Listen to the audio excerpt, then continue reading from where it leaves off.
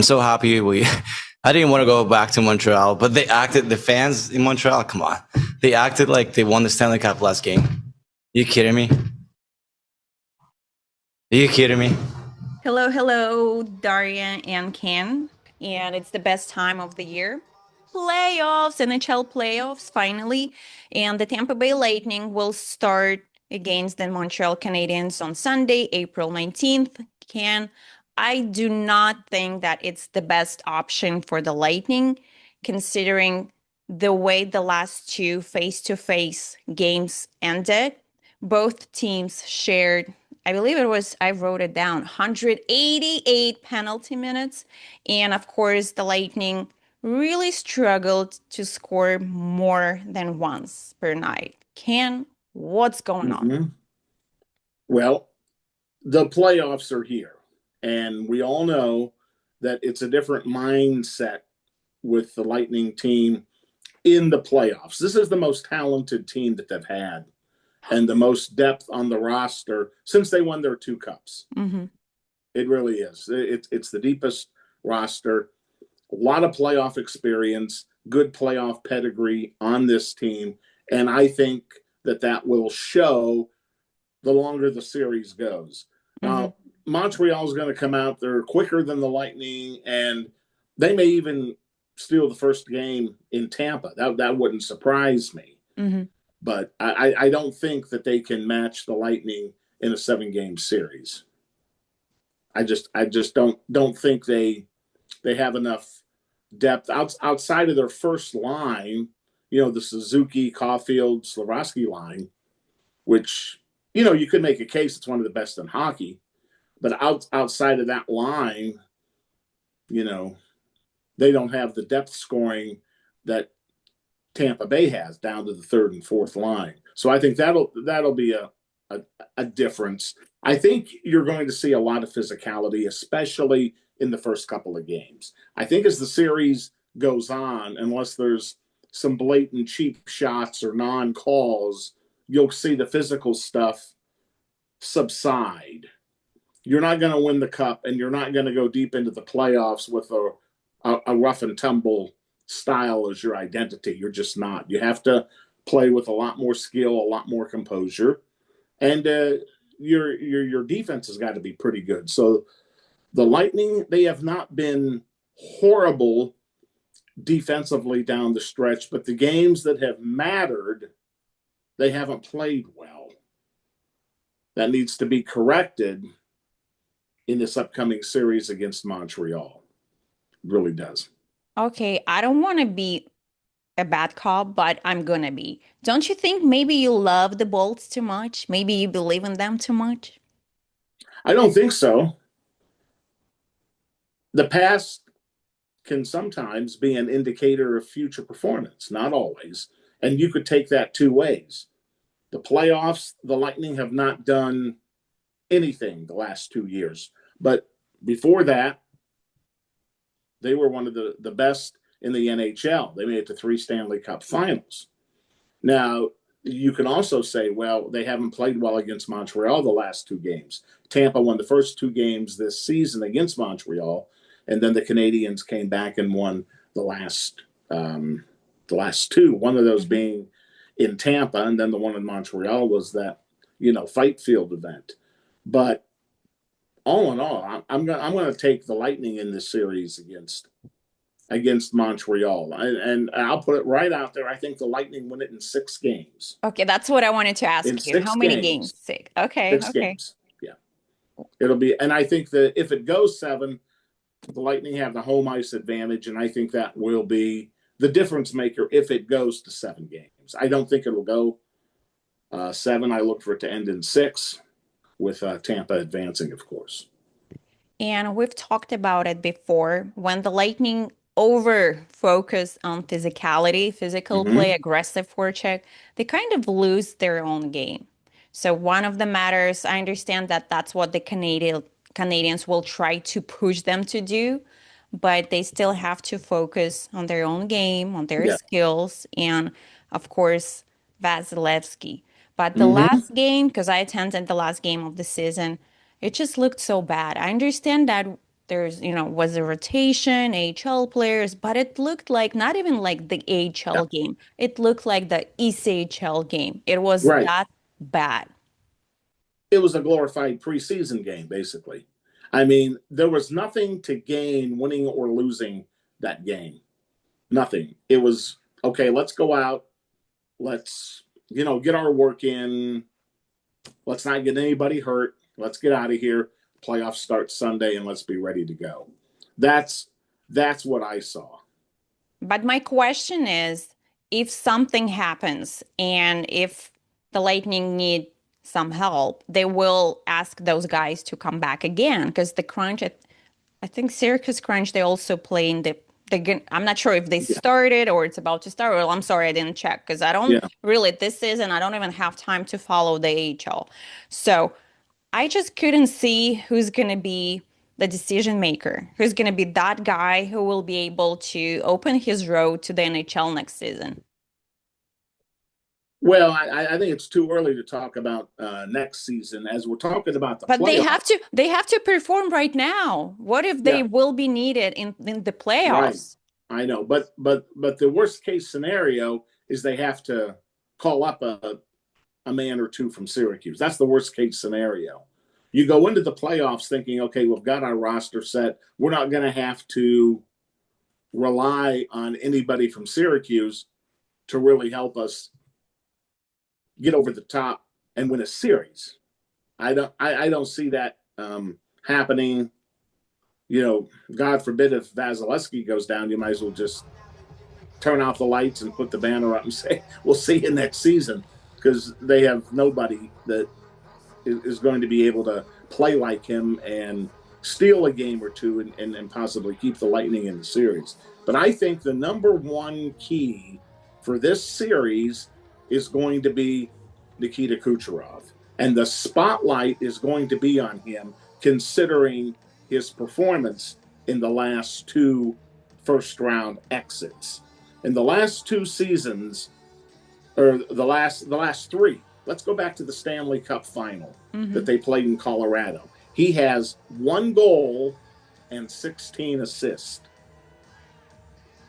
That's not what the Lightning need out of Kucherov based on what he has done in the regular season. Now, the prior years when the Lightning won the Cup, he was their leading scorer in the playoffs, 25, 30 points in the playoff round. But he has got to find a way to do more than just be on the ice and being a playmaker. The Lightning have to count on him to put the puck in the net. So that is the first key for this series. And I think the second key sort of relates to the defense. They cannot let Montreal skate up and down the ice and just pass the puck at will without any kind of the Lightning defensemen have to step up and they have to be aggressive. Don't be so aggressive that you get out of position and you make a stupid play. But come on now, these are the playoffs. This is what you earn your salary for, and they can't let the Montreal Canadiens just skate up and down the ice at will, or they will get beat. They have to control the number one line of Caulfield, Suzuki, and Slavaski. That's going to be another key, how the Lightning defensemen match up against Montreal's number one line. And the third key is, of course, Andrei Vasilevsky, the goaltender. He has to play like he did when the Lightning won those 2 consecutive cups. He had a good season. This was one of the better seasons that he's had out of the last couple. But he's going to have to steal a game or two. And he's going to have to stand on his head to make some saves and keep the Lightning in some games. That's what we're going to expect from him at some point during the playoffs. So he is a key. Nikita Kucherov's a key. And then controlling that Montreal first line. Because if you don't control that line, they're just going to, come into the ozone and do whatever they want to do. And that won't bode well for the Lightning. Yeah, so many things to talk about. I feel kind of bad for Andrei Vasilevsky because he got once again 39 wins in a season. It's his third time. Last year it was 38, and only one time in his career he had 44 wins in 64 starts, and it was in 2017-18. I guess that's the performance that everyone expects and wants from Andrei. So I do feel kind of bad. It's like, once again, Mhm. just one step away. No, but still, in the last couple of weeks, the team was not playing its best hockey, and he was there. They still got some wins because of Andrei Mhm. Vasilevsky, because he was trying his best, but he needs more support. One other factor that I would like to add to your list is power plays. Because as far as I remember the stats, it's like in the last 12 face-to-face games, only in 11 of them, the Lightning couldn't get any power play Yeah. goals. Yeah, they're How like is one of that? the last 28 or something like that. It's a crazy number. Yeah, and that's got to be better because your power play is a key to winning in the playoffs. So But it's they something have the to get that. coaching staff has to work. And as far as we understand, I believe that in the last couple of seasons, John Cooper, he has new assistants like every season because the guys go up, they go to other teams to become head coaches. Mhm. And it just feels like this year, it's really, there's some questions. Maybe he needs an extra assistant. Well, I mean, the power play, you know, it is Playoff, what it is. playoff is the time when you I need know, it. but you're either gonna. I mean, it seems easy. You're 5-on-4. You think, okay, they should be able to score, but it's not as easy as it sounds because if it was so easy, everybody would do it. You would have teams scoring at will on the 5-on-4. There's too much passing. That's number one. Nobody wants to take a shot. Everybody wants to make the great pass. That's something we've seen in past seasons, and I think it's reared its ugly head again toward the end of this season. Nobody wants to just let her rip. Everybody wants to pass, set up the perfect pass, get the perfect scenario to try to get that goal. If you're open and you think you got a chance, shoot the puck. You've heard Phil Esposito on the radio, and he gets so frustrated when he's calling the game and the Lightning are on the power play and they're passing. He goes, just shoot the damn puck, will you? Just shoot it. Good things happen. Good things happen. And you know what Wayne Gretzky said? You miss 100% of the shots you don't take. You have to shoot the puck if you want to win. And that's part of their power play problems. They're too interested in setting it up perfectly and passing, looking for that perfection that probably is not going to be there most of the time. There's also another side that people don't talk about a lot because I believe, people not into details, but many hockey players can stress that. It's the way the penalty kill works these days. There are actually players who prefer to be on a penalty kill because there's less noise, less players, more space. It might Mm-hmm. not look to the fans that way, but that's the way it is. So some teams, some units, they actually are happy when they get more chance to focus on their tasks. So basically, less players, less issues. That's why some of the teams they're so good on the PK, and it's not even about bad power plays for their rivals. No, that's true. I mean, you have to have those guys that are going to do whatever it takes on the penalty kill to stop your opponent from scoring. Be that, taking a shot to the leg, laying the body down, putting a check on somebody, getting position, um, where you don't let the team just skate into your zone at will. Absolutely. And the Lightning penalty kill is third in the league. They have that going for them as they enter the playoffs. So even though the power play isn't clicking, I think they do have a lot of positives as the playoffs approach. Penalty kill, being one, the play of Andrei Vasilevsky, and then just the overall strength of the team as it relates to the balance from the top lines to the bottom lines. I mean, they're the best team 1 through 4 on the offensive lines, and even on the defensive lines.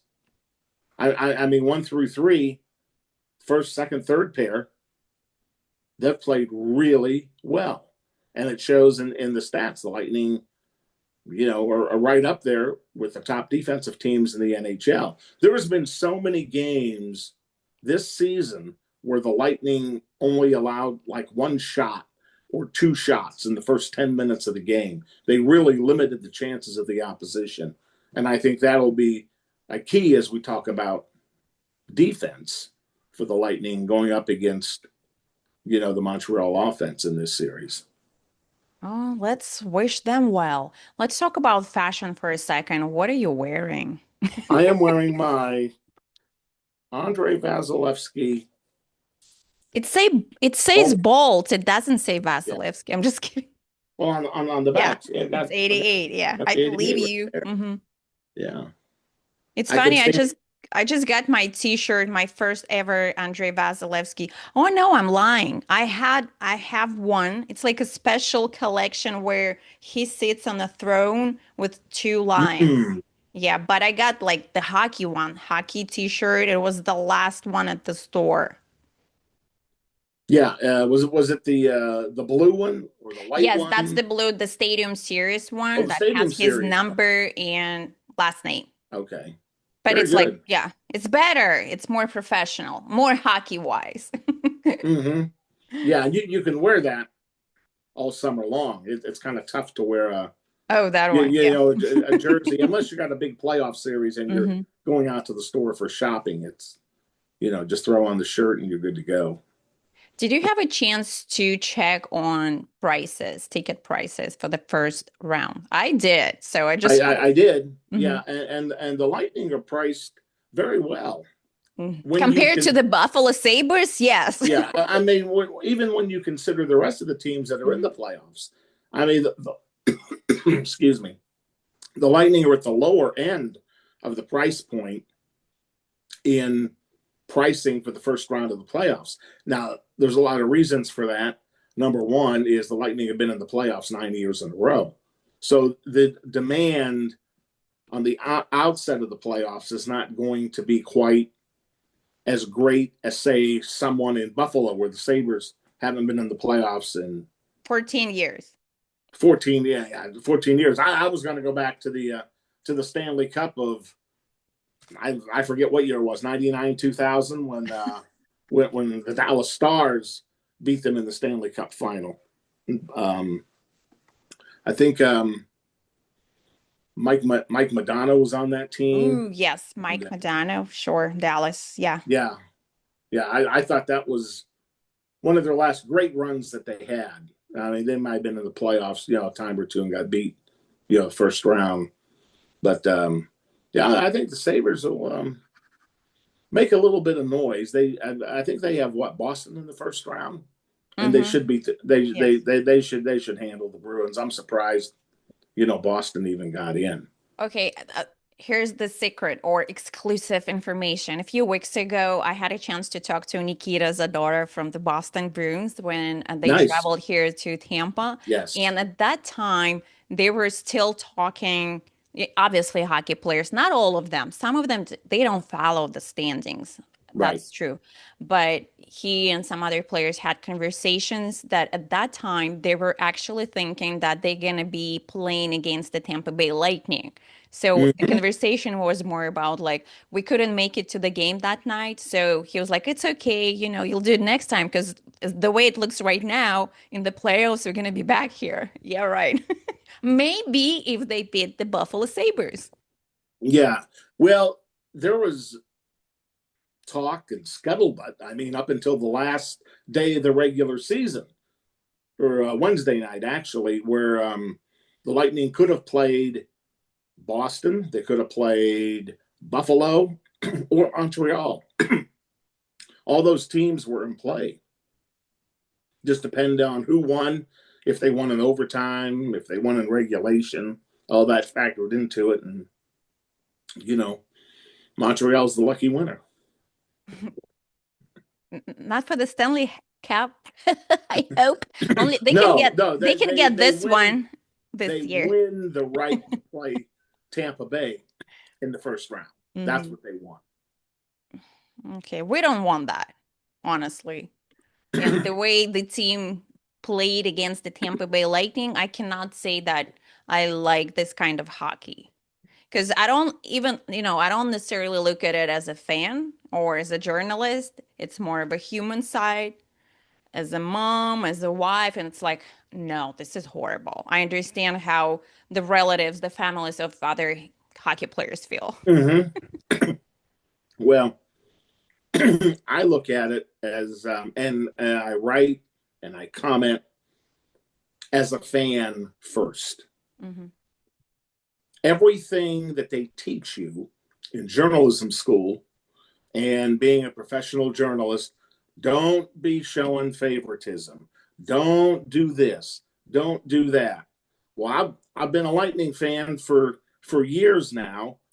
Obviously, that is going to spill over into my commentary and into my writing. Now, however, it's almost like your son. Your son does something bad and something egregious. Even though you really love your son, you're not going to be afraid to call him out and say, listen, that was really stupid. What are you doing? What are you thinking? And it's the same way with the Lightning. As I observe, as I watch, I'm going to say things that, maybe aren't politically correct or are not received well, but it's the truth from my seat. So I try to write and commentate as a fan first to give that perspective, because we have enough, so-called professional journalists, Yeah, it's the same professionals who explained why they're not going to vote for Nikita Kucherov. Would you refresh that story, please? Oh, yeah, I forget. I don't think his name has been made public yet. Yes, he's hiding. Yeah, but he said that because Nikita Kucherov had a whole week off or 2 weeks off in February and had the chance to rest his body while the other players were sweating and grinding and spilling their blood on the Olympic ice in Milan, that Kucherov was non-deserving of the MVP because he is well rested coming down the stretch where the other guys are not. Obviously, he knows nothing about Nikita Kucherov, who works out 24/7, 365 days a year. I know, and these people that say these things, they are so ignorant, and they just get under my skin. It's like somebody ought to pull his voting card. He ought not to be allowed to vote if that's how you're going to vote and that's your mindset. When you say that, you're saying that, well, I don't really care what he does. I'm not going to vote for him. There's nothing he can do cause me to vote for him, and that's wrong. That's not what the award is about. That's not what the voting is for. The voting is for the player that has helped his team the most, not the most popular player, not the player that has the most points, not the player that has the most goals, not the player that has the most assists, but the player that has had the biggest impact on his team. You take Kucherov off the Lightning, where would they be? You take McKinnon off Colorado, they still got a pretty good team. Okay? You take Kucherov off the Lightning, we're probably lucky to get a wild card spot in the East. And he's that important and is that big of a catalyst as far as their offense goes. And it's not only about that. If you go down, you don't even have to go down to the stadium. Just walk around the city. You see Nikita Kucherov t-shirts or jerseys everywhere. That tells a lot about the culture and about who is one of the favorite players over here. Obviously, it's going to be Nikita Kucherov.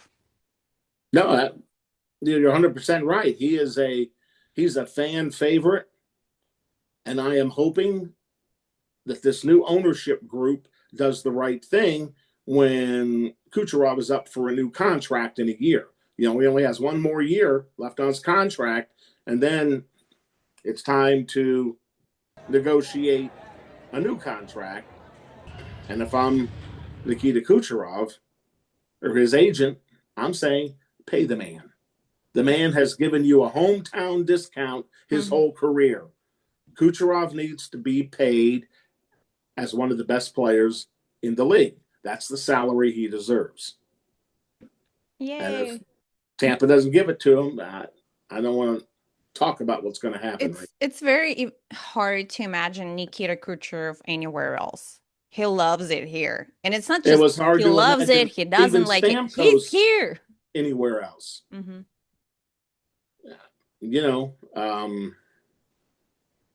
What are you going to do? It's part of the game. It's business. I just don't like the fact that we have these hedge fund owners now. Vinnick was cut from a different cloth, but the most of them are all about getting a return on their investment. The Lightning could go down in the standings, not make the playoffs, and this new ownership group would, put more money into their pocket because they didn't sign the players that they needed to continue to be competitive. And Kucherov may be part of that. Mm-hmm. They're making money hand over fist, but the fans are suffering. And then you wonder why, the team goes into the abyss. Nobody comes out to support the team. Fans aren't excited anymore. It would be similar to what the Lightning fan base and the Lightning team was before Jeffrey Vinnick bought the team and rescued it. Because the Lightning they were on the verge of, I don't want to say moving, because there was no other city that was actually courting them. But if things did not improve rapidly, that's what was going to happen. It was so bad. I mean, they had 3 or 4 seasons in a row of 20 wins, 19 wins, 20 wins. It was awful. And then Vinny comes in and they upgraded the scouting department. And, here comes Marty St. Louis and Vinny LeCavalier and Steven Stamkos, and voila, we're off and running. That's the kind of commitment that it takes. And that is the kind of ownership that the sports fans in Tampa and fans of the Lightning expect. Yeah, the standards are very high. And yes. I said that in the last 2 weeks, the franchise hosted a few kids parties all over around town. It was really fun. It's nice that they still give away a lot of freebies, nice stuff that you can actually use, but still it's fun. It's music. Even last Sunday, they had one at the Midtown Tampa. Thunderbug was there. It was, once again, it was more focused on kids, but obviously families, parents come there too. And as we speak and record this episode, there's also a party going on in downtown. So the franchise is still doing its thing. Maybe not as much as they used to, but I'm glad you can still feel that, the team is here, the presence is here, and they care about fans. They want to make sure that the fans know that, they are so important here.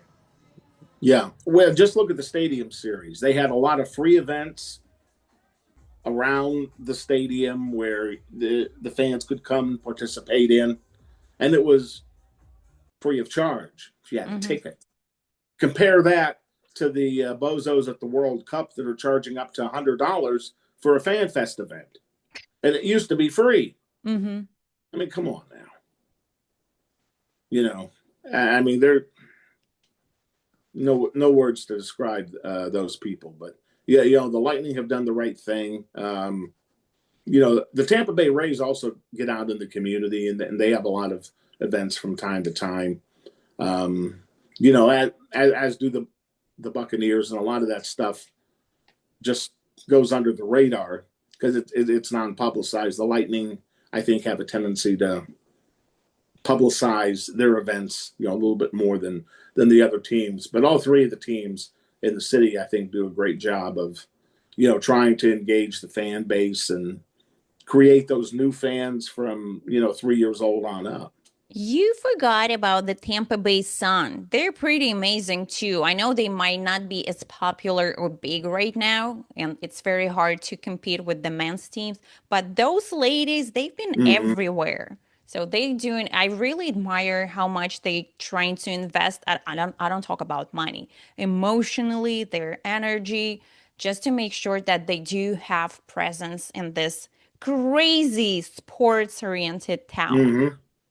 Yeah, and it's really tough being a a women's team, and then B, having it be a soccer team, which is Hmm. probably, now in Tampa, you might have a few more people that are into soccer than, say, um, you know, Dallas or Nashville or someplace like that. More kids play soccer here than hockey. Well, first of all, it's less I know that expensive. it's less expensive. That is correct.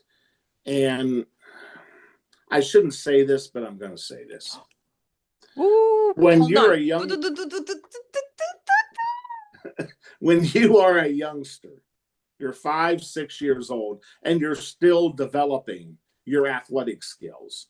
Now, there are a few prodigies that excel at baseball and football at those young ages, but a lot of kids just don't have that good skill level when they're 6, 7, 8 years old, and that's when they start to develop. You can get on a soccer field and kick the ball, and you're going to get patted on the back. Oh, Johnny, you did a good job. You kicked the ball. Great job. You were involved in the You're game. so mean. Like, what? No, I'm being honest. I'm being honest. And I understand it's good exercise for the kids, but at the end of the day, I mean, they're not learning. What are they actually learning about the game at 5 and 6 years old? Well, it, Besides, it run has to be around, get. teamwork. You pass, you run around. I get you. I get you.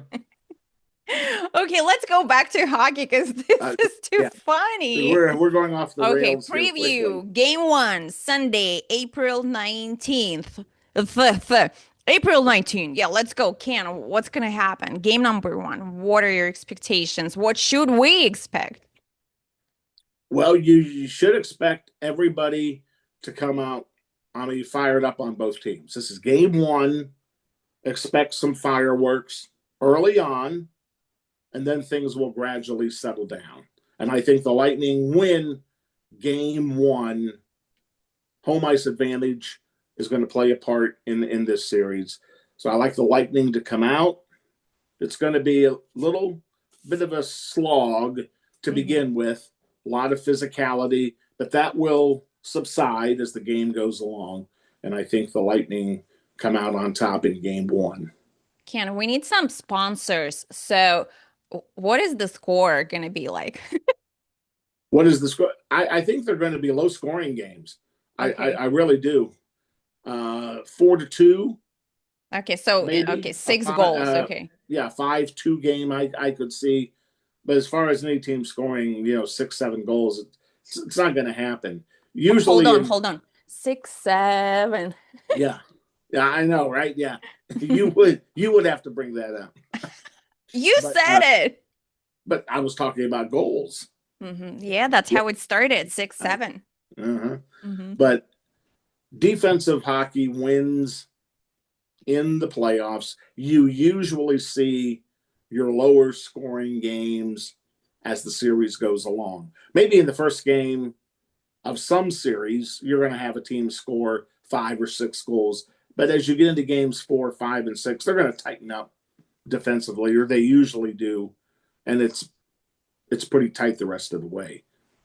So the Lightning win game one. I'm going to say 4-2. 4-2.